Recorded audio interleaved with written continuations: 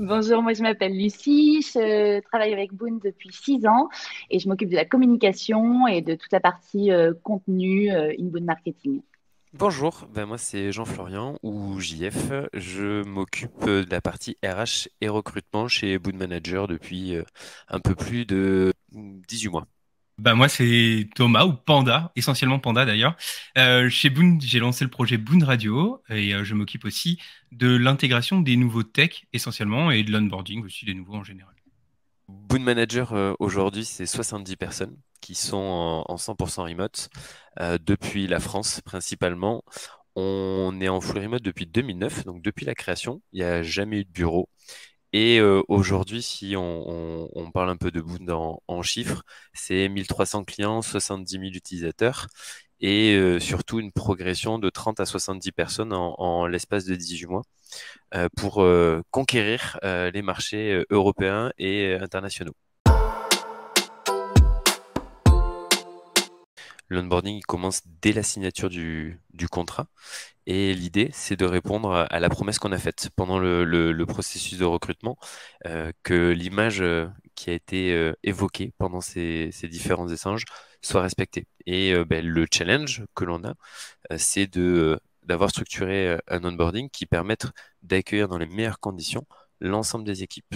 Et par rapport à ça, il faut créer un sentiment d'appartenance dès le début, avoir des objectifs clairs et surtout comprendre le fonctionnement de Boot Manager parce qu'on arrive dans une société qui a 14 ans et qui a une façon de fonctionner, qui a des process et donc grâce à ça, ça permet de faire rouler la machine.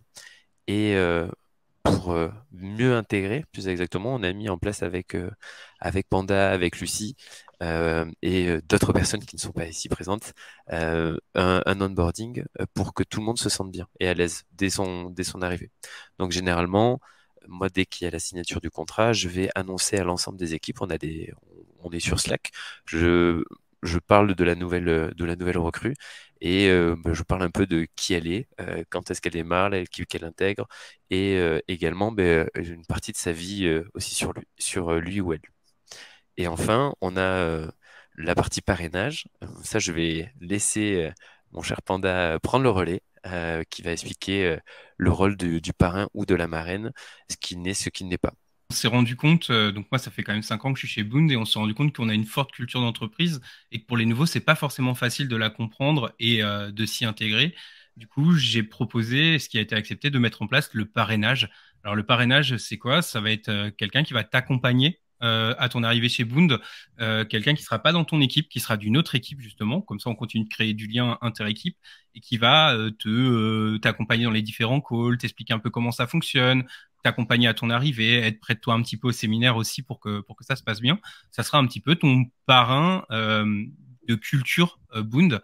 Et pour assigner ce parrain, dès que Jean-Florian annonce la signature, moi, je vais rencontrer la personne en call avant son arrivée, discuter un peu avec elle de ses hobbies, de ce qu'elle aime, de sa façon de voir les choses, et pour lui accorder le parrain le plus compatible avec elle possible et que son onboarding soit le plus simple et le plus agréable possible. L'échange est plus facile.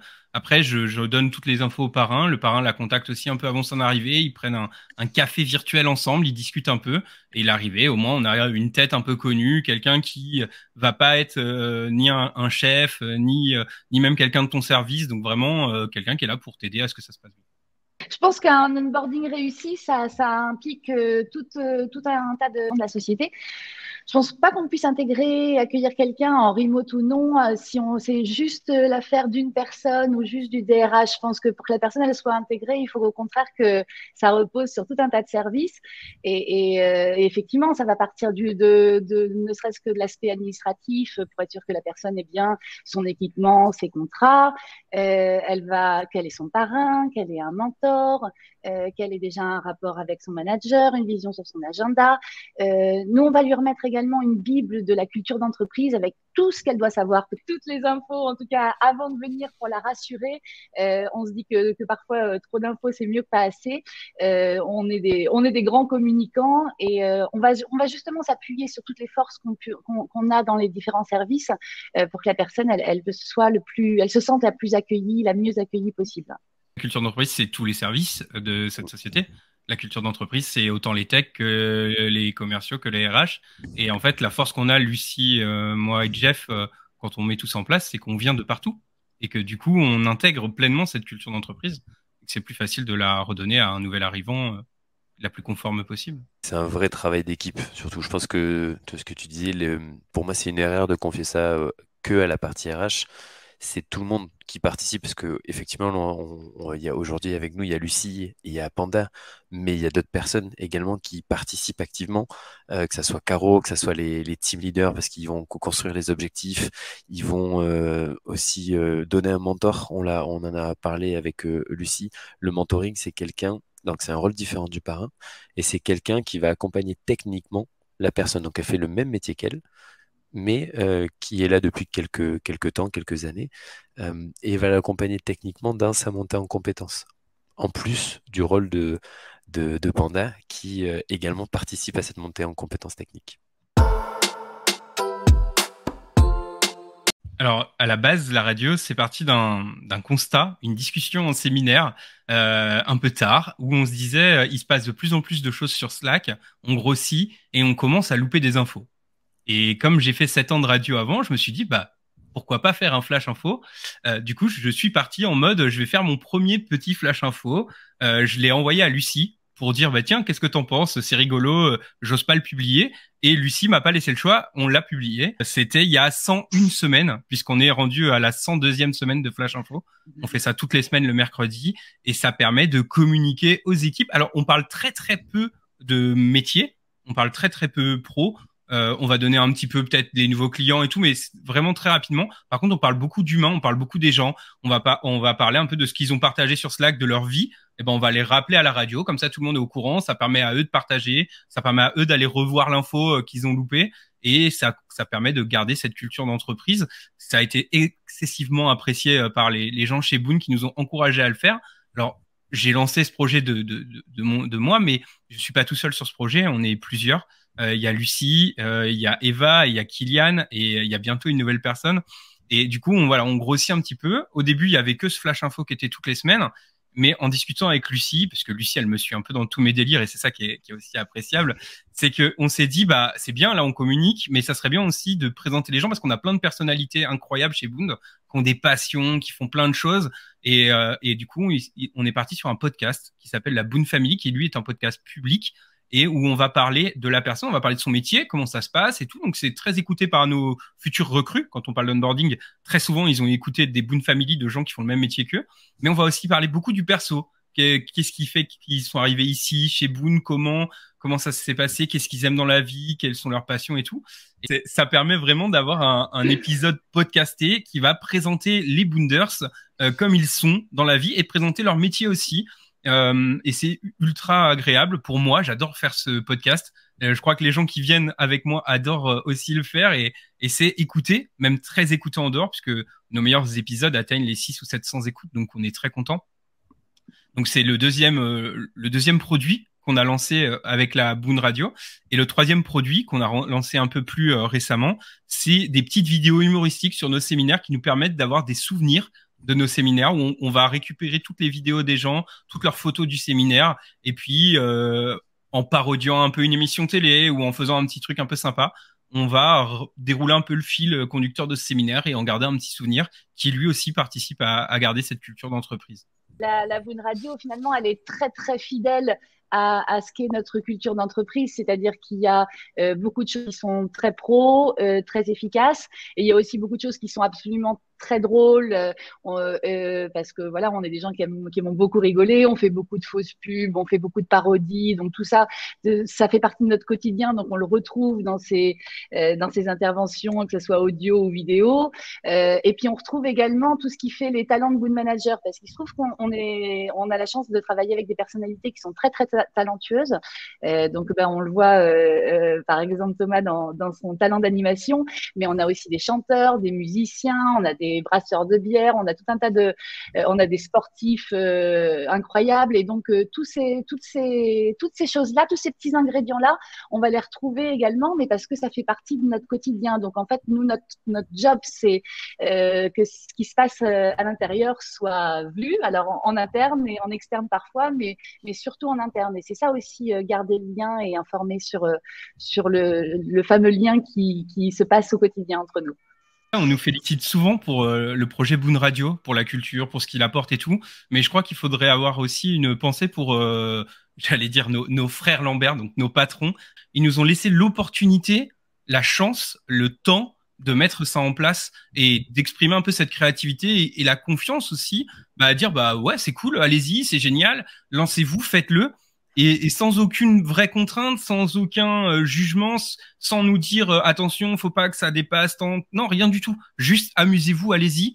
Et ça, moi, je voudrais aussi en parler et le mettre en avant parce que je pense que je l'avais dit dans une interview récemment, mais si vous voulez aussi que ça arrive, ce genre de choses, il faut faire confiance en vos salariés. Et je pense que ça est parti de là. C'est parti de leur confiance. On a pu lancer ça.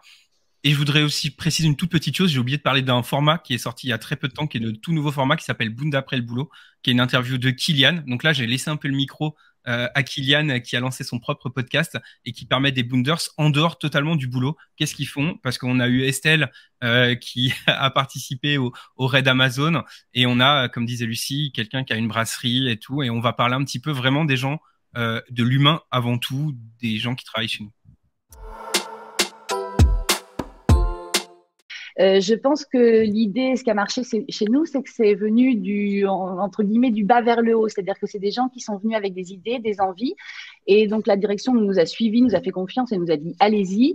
Et donc, les gens se sont emparés des sujets et se sont éclatés. Et c'est comme ça qu'on crée du lien authentique, naturel, qui est pas imposé. Et c'est pareil pour les rituels, c'est pareil pour la radio, c'est pareil, c'est ce qui fait pour la culture, on n'impose rien aux gens. Les gens s'emparent des sujets et les mènent parce qu'ils en ont envie, parce qu'ils sont passionnés, et ça marche, quoi.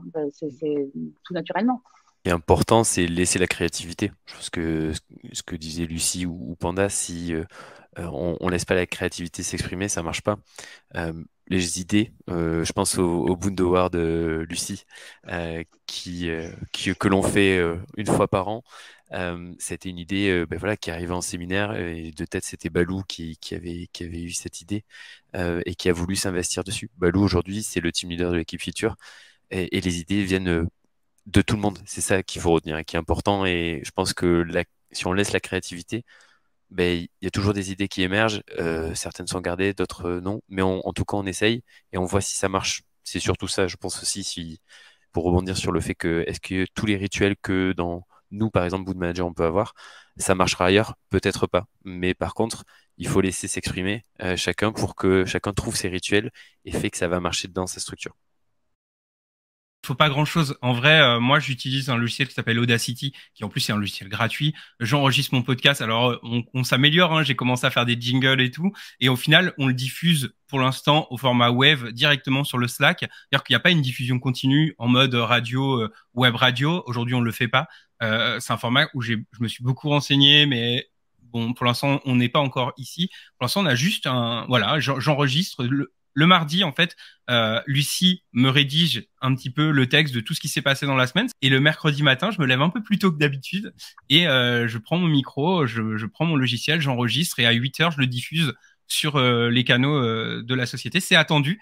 Si j'ai la moindre minute de retard, souvent, on me retoque en me disant « Hey mec, on est mercredi, il y a pas le flash ». On a réussi à le faire toutes les semaines sans en louper une seule. Même les semaines de fête, parce qu'en fait, on le fait avec un plaisir immense, on aime le faire. Parfois, c'est plus long, parfois, c'est plus court. Et surtout, je donne aussi la possibilité aux gens de s'exprimer via cette radio. C'est-à-dire qu'on a des gens qui vont faire leur propre chronique. Je pense à Sarah chez nous, qui a une chronique qui est très appréciée par les Boonders, une chronique un peu décalée, mais qui fait passer des messages, comme on pourrait en trouver d'autres sur un plateau radio classique, hein, comme j'en ai eu quand je faisais de la radio d'ailleurs. Et elle va exprimer un fil d'actualité, une pensée qu'elle a, avec son humour, avec sa patte et tout. Elle va faire ça pendant 5 minutes et on va le diffuser aussi. Les gens adorent et ça lui permet à elle aussi de s'exprimer. Elle a un créneau. On a Charlie qui chante magnifiquement bien et qui de temps en temps nous partage ses chants qu'on va aussi passer. Voilà, on a tout plein de choses. On a Eva qui a une chronique sur les livres pour enfants, qui passe aussi de temps en temps. Donc voilà, ça permet vraiment à tout le monde de s'exprimer. Jeudi midi, on a une intervenante qui vient nous faire de la relaxation, puis ça nous permet aussi de travailler sur nos postures en télétravail, tout ce qui peut être position du dos, du cou, donc c'est super important. Le boon goûter, ça c'est tous les mercredis après-midi, c'est 17h, c'est un petit moment convivial, souvent on fait des jeux, on discute, on fait une pause dans la semaine. C'est aussi venu d'une idée perso, c'était Guillaume qui en était à l'origine et qui essaie de l'animer même s'il passe le flambeau de temps en temps. La méditation, c'est les mercredis, vendredis matin. Puis le Boon Café a un peu évolué dans le temps. À l'époque où on essayait de tirer au sort 2 personnes de 2 équipes différentes le jeudi matin, on a arrêté ce format-là qui fonctionnait bien, mais qui du coup, maintenant qu'on est si nombreux, 2 personnes, avant d'attendre son tour, ça fait quand même beaucoup de semaines sans rien. Donc on a un nouveau format maintenant sur Boon Café. C'est plutôt un Boon Café onboarding où la nouvelle personne et son parrain invitent ceux qui souhaitent le jeudi matin pour un petit café pour se présenter sur la première semaine. Ça, c'est pour les activités plutôt détente ou sportives. Après, ce qui fait un autre rituel, on a notre Ulbunder. Donc ça, c'est notre réunion mensuelle. C'est tous les premiers vendredis du mois. Et là, encore une fois, c'est quelque chose de participatif parce qu'on est sans arrêt en train d'essayer de voir comment on peut l'améliorer, la rendre plus efficace, la rendre moins réunionnite et interactive et intéressante et surtout quand on est si nombreux et en full remote. Donc, c'est un format qui évolue en permanence. En tout cas, ce qu'il faut retenir et ce qui nous tient à cœur aujourd'hui sur ce format de réunion-là, c'est qu'on y a inclus un atelier participatif. C'est encore une fenêtre ouverte pour quelqu'un au choix de venir ou bien présenter une passion, ou bien la passion d'un conjoint, ou bien un sujet qui lui tient à cœur. On a eu la chance comme ça de découvrir des sujets passionnants auxquels on n'aurait pas eu accès par ailleurs. Ou alors, sinon, on l'utilise encore une fois pour l'onboarding, pour faire des petits quiz rigolos. Donc, pléthore d'activités au choix. Tout est, encore une fois, rien n'est figé dans le marbre. S'il faut faire évoluer la régularité, s'il faut en ajouter une, en enlever une, c'est tout le monde a la main là-dessus. Il suffit de proposer, on suit et on y va. Et puis après, il y a les séminaires. Ce qu'on attend, c'est ce qui fait aussi le ciment de cette activité à distance. C'est ce qui fait qu'aujourd'hui, on est un petit peu plus que des collègues et beaucoup des amis, avec un grand A. Et c'est ces moments où on se retrouve. Donc là, c'est tous les 3 mois. C'est pendant le temps de travail, c'est en semaine. Au final, on n'y travaille pas ou peu. On part 3 jours dans des endroits qui sont plutôt géniaux, qui essaient de convenir en tout cas à tout le monde. C'est la difficulté aussi de réunir tout le monde géographiquement parce qu'on est bien sûr aux 4 coins de la France, voire même un peu plus loin parfois. Dans ces séminaires, c'est surtout beaucoup de fun, beaucoup de rire, beaucoup de fêtes, beaucoup de chants, beaucoup de voix cassées très tard dans la nuit. Et le seul point qui est relié au travail pendant ces séminaires, c'est une rapide présentation de la société, mais c'est vraiment très rapide.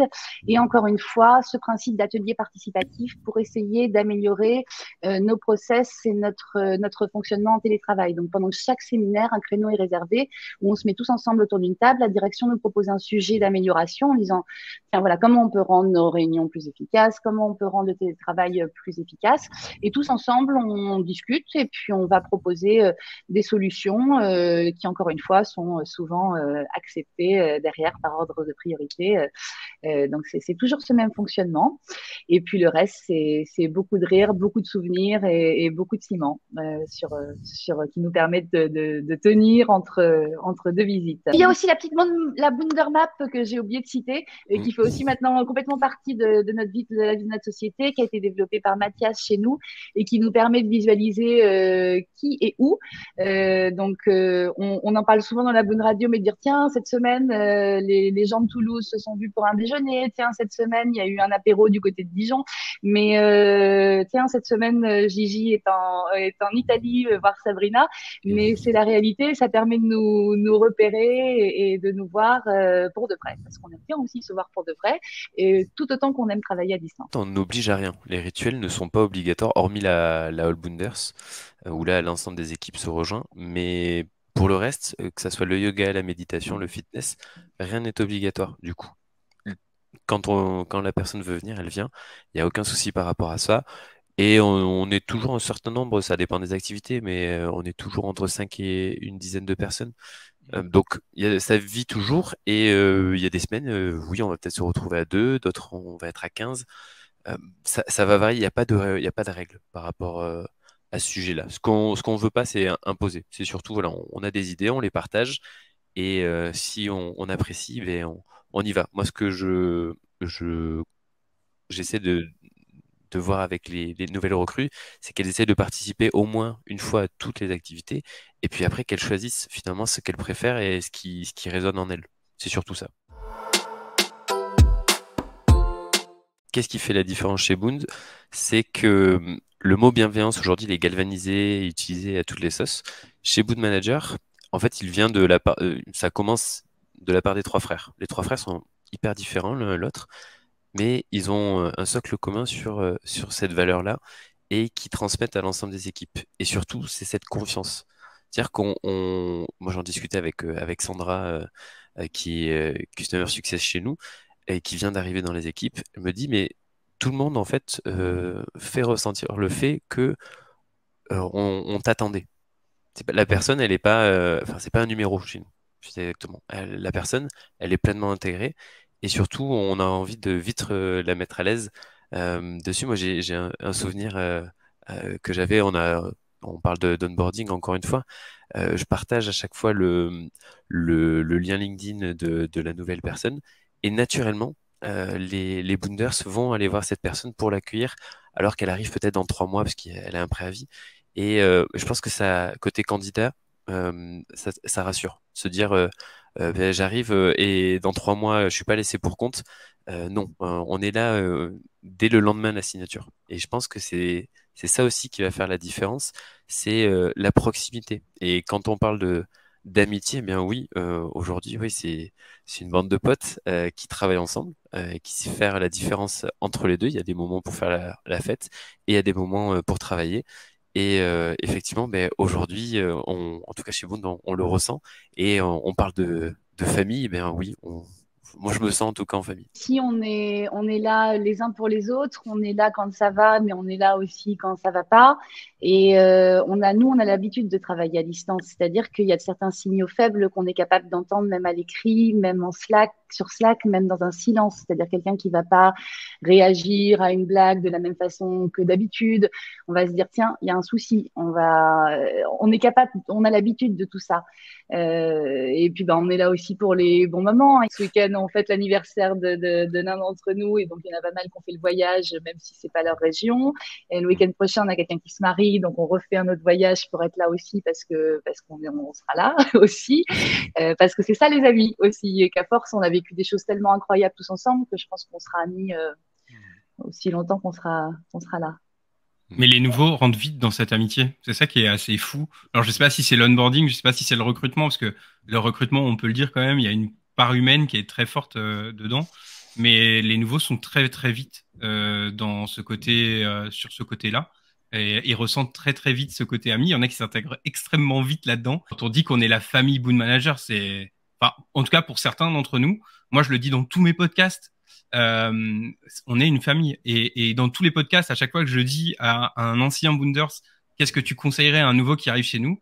Ils disent tous, bah, restez comme vous êtes et tu verras, ça a vraiment l'air, c'est vraiment ce que ça a l'air d'être. C'est JH qui avait dit ça dans un des tout premiers Boond Family. Et c'est vraiment ça, c'est vraiment ce que ça a l'air d'être. Bosser votre communication interne, ça sert à rien de vouloir faire des effets d'annonce sur les réseaux sociaux ou pour vouloir dire on est super en remote alors que s'il se passe rien en interne, ça va partir de l'interne, et si l'interne se passe bien, très naturellement, ça se saura en externe, et les talents et votre communauté le saura naturellement. Mais commencez par l'interne, faites en sorte que les gens soient heureux. Confiance mutuelle et créativité. Laissez exprimer les talents de chacun. Donc vous allez voir, vous allez être surpris.